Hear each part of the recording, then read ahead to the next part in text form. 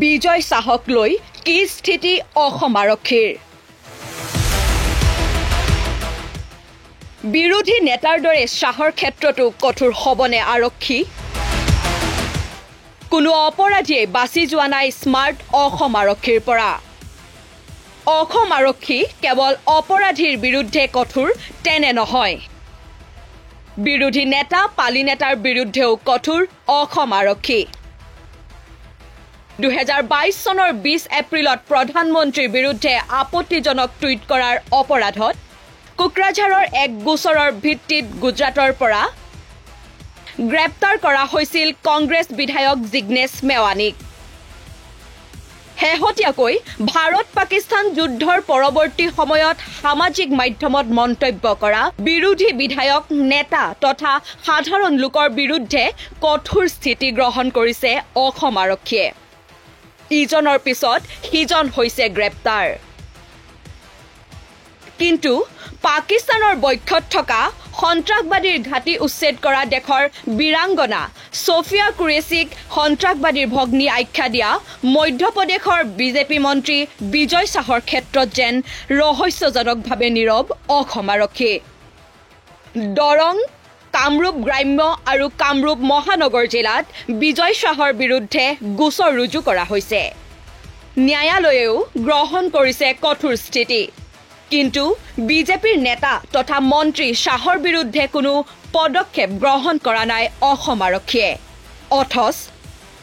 হাতত হেণ্ডকাফ লগোৱা হ'ল প্ৰাক্তন আছু নেতা শংকৰজ্যোতিক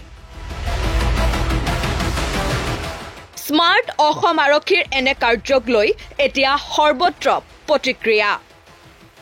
ক্ষুধাৰ সমালোচনা শংকৰজ্যোতিৰ একালৰ সতীৰ্থ লুৰিণজ্যোতি গগৈৰ লুৰিণজ্যোতিৰ অভিযোগ দাগী অপৰাধী সন্ত্ৰাসবাদী অথবা ৰাষ্ট্ৰদ্ৰোহী নহয় পোনপটীয়াকৈ এছচিৰ নিৰ্দেশনা উলংঘা আৰক্ষীৰ মুখ্যমন্ত্ৰীৰ নিৰ্দেশত লগোৱা হৈছিল হেণ্ডকাফ মুখ্যমন্ত্ৰীৰ নিৰ্দেশ অবিহনে অসম আৰক্ষীয়ে গছৰ পাত এটাও লৰাব নোৱাৰে বুলি মন্তব্য লুৰিণজ্যোতি গগৈৰ মই এইটো কথা কেতিয়াও নাভাবো যে মুখ্যমন্ত্ৰীৰ নিৰ্দেশনা নোহোৱাকৈ হেণ্ডকাফ লগাইছে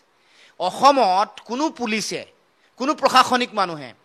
মুখ্যমন্ত্ৰীৰ নিৰ্দেশ নোহোৱাকৈ গছৰ পাত এটা যদি লৰাব লাগে বুলি কয় কোনো পুলিচে কেতিয়াও গছৰ পাতটো লৰাব নোৱাৰে গতিকে এই হেণ্ডকাফ লগোৱা কথাটো মুখ্যমন্ত্ৰীৰ নিৰ্দেশনা নোহোৱাকৈ হোৱা নাই মুখ্যমন্ত্ৰীৰ নিৰ্দেশনা মতে হৈছে কিন্তু যেতিয়া দেখিলে যে গোটেই বিষয়টো এটা ৰাইজ সৰব হৈছে অসমৰ জনগণ বিভিন্ন বিশেষকৈ বুদ্ধিজীৱী জ্যেষ্ঠ সাংবাদিক সম্পাদক অসমৰ জাতীয় জনগোষ্ঠীয় সংগঠন সকলোৱে সৰব আৰু শক্তিশালী ভূমিকা পালন কৰাৰ পাছতেই মুখ্যমন্ত্ৰীয়ে জনগণৰ সেন্টিমেন্ট দেখি এই সিদ্ধান্ত গ্ৰহণ কৰিছে প্ৰাক্তন আছুৰ সাধাৰণ সম্পাদক শংকৰজ্যোতিক হেণ্ডকাফ লগোৱাক লৈ প্ৰতিক্ৰিয়া বিধায়ক অখিল গগৈৰ মতে এয়া ৰাজ্য চৰকাৰ স্থানীয় বিধায়কৰ চক্ৰান্ত মুখ্যমন্ত্ৰীয়ে নিজে হেণ্ডকাফ লগোৱালে নিজেই খোলালে মুখ্যমন্ত্ৰীক বিশ্বাস কৰি লাভ নাই কেতিয়াবা বন্ধু কেতিয়াবা শত্ৰু যিধৰণে হেণ্ডকাফ লগাইছে এইটো অসম চৰকাৰৰ এটা চক্ৰান্ত